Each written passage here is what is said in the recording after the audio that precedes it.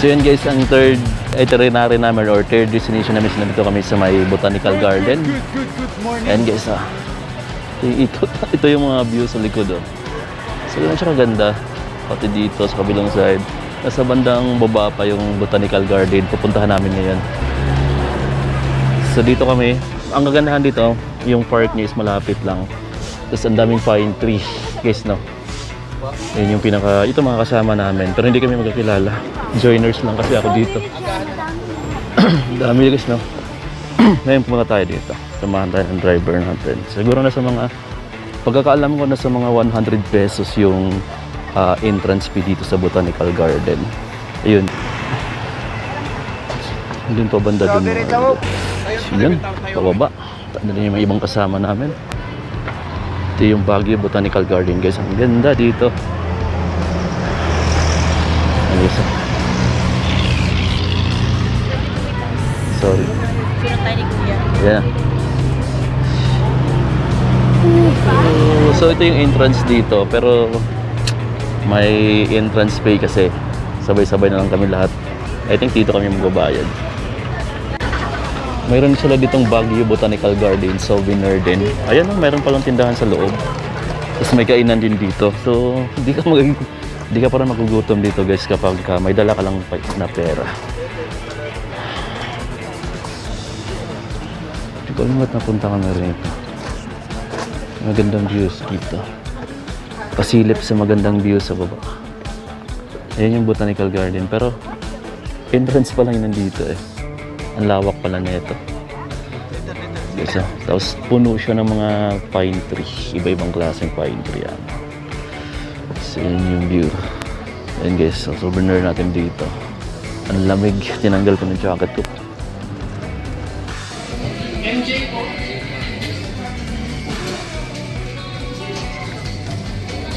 Meron silang ice cream dito.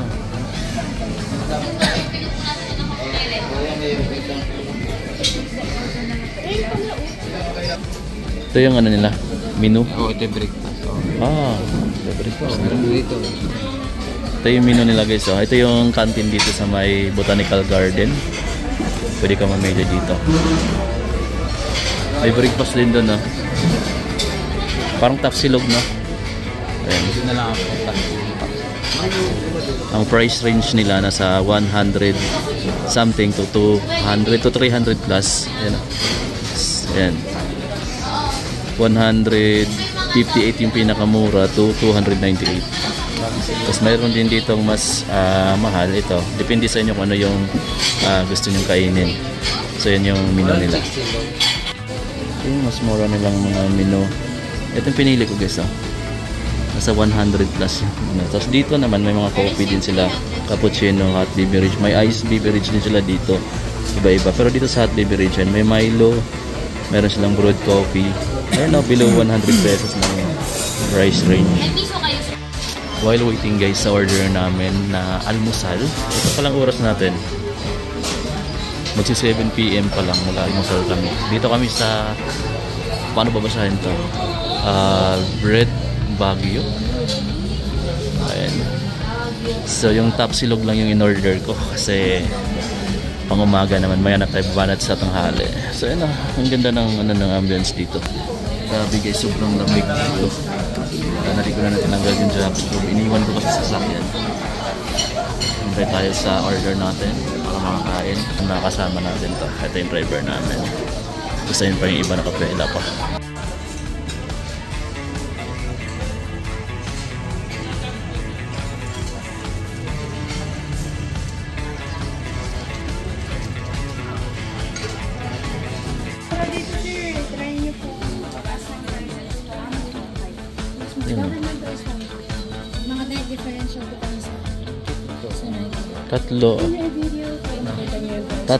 Tatlo yung ganito. 50 each. Dalawa to 15 Strawberry jam 50 each. Tapos 3 for 130. Mas maganda pang tatlo. Dito na mamamaya na tayo. Ayan kasi mga pasalubong dito sa may Botanical Garden lang din. Mayroon din silang mga t-shirt, may mga print. May apuwang meron din sila dito. Parang yung ganun. Check mo lang. Baka pwede. Ako nga nagsishare mo, pero parang hangin lang to. Siguro. Dapat sandal mong bracelet. Oo nga dapat nag-accommodation muna tayo. No? Ito pa guys, yung ibang made in Baguio na mga souvenir or mga pasalubong galing Baguio. Kapag nagpunta kayo dito sa Botanical Garden. Ang kunting silid lang. Dito lang sa kinainan namin sa may Canten. Meron din silang pasalubong center dito. Tapos Botanical Garden. Pwede ka rin magpa-picture sa kanila mga may naka-costume ng ng Igorot costume. Nandun pa yung entrance. Siguro doon na rin magbabayad. Ayun pala doon na magbabayad sa entrance mismo. Mayroon dong cashier. Tapos ito. Ganda ng view. Maraming mga pine tree. Meda.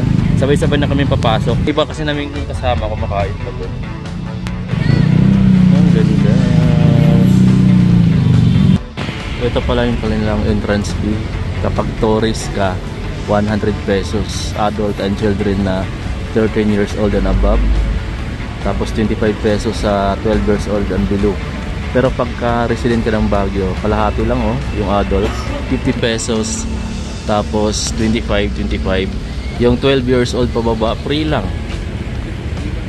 Ayan guys, yung parang hindi na rin yata ako papasok mga amigo. Pero yan yung view dito pa lang sa bungad.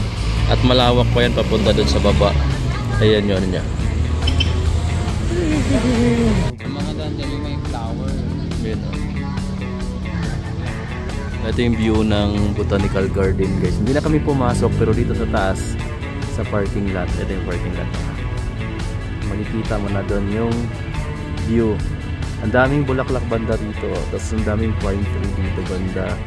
Tapos parang may coffee shop dyan Tapos meron yung parang waiting shed. Anong tawag doon?